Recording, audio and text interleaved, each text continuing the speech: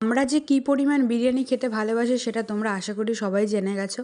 কারণ প্রায় দিনই আমাদের হয় বাড়িতে বানানো বিরিয়ানি হয়, আর না হয় দোকান থেকে কিনে আনা হয়। তবে আজকে যে বিরিয়ানিটা আনা হয়েছিল তার কারণ হচ্ছে আমার শরীরটা খুব একটা ভালো ছিল না, আমি রান্না করতে পারিনি, সেই কারণে বিরিয়ানিটা আনা।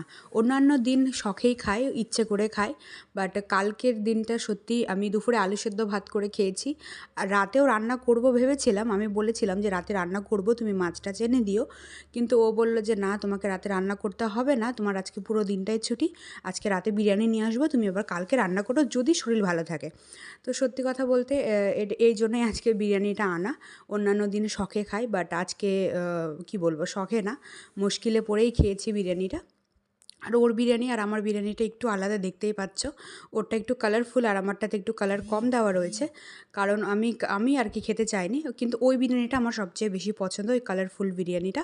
আর এটা কিন্তু খুব একটা পছন্দ না আমার, দুটোরই টেস্ট কিন্তু আলাদা, বাট দুটোই টেস্ট ভালো, কিন্তু আমার কাছে ওই বিরিয়ানিটা বেশি ভালো লাগে, কারণ আমি ওটাই খেয়ে অভ্যস্ত।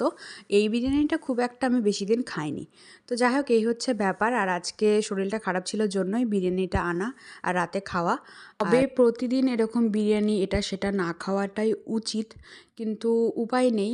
খেতে ইচ্ছা করে যখন বাড়িতে বানিয়ে খায়, আর যখন খেতে ইচ্ছা করে না তখন এই যে শরীর খারাপ। আমার সত্যি কথা বলতে আজকে বিরিয়ানি খাওয়ার কোনো ইচ্ছেই ছিল না, আর এমনকি মনটাও ছিল না। আমি বলেছিলাম যে বাড়িতেই আলু সেদ্ধ ভাত টাত করে খেয়ে নিই, কিন্তু যেহেতু দুপুরে আলু সেদ্ধ ভাত খেয়েছি, তো দুবেলা আলু সেদ্ধ ভাত একদমই ভালো লাগছিল না, যার জন্যই পরে আনা হলো।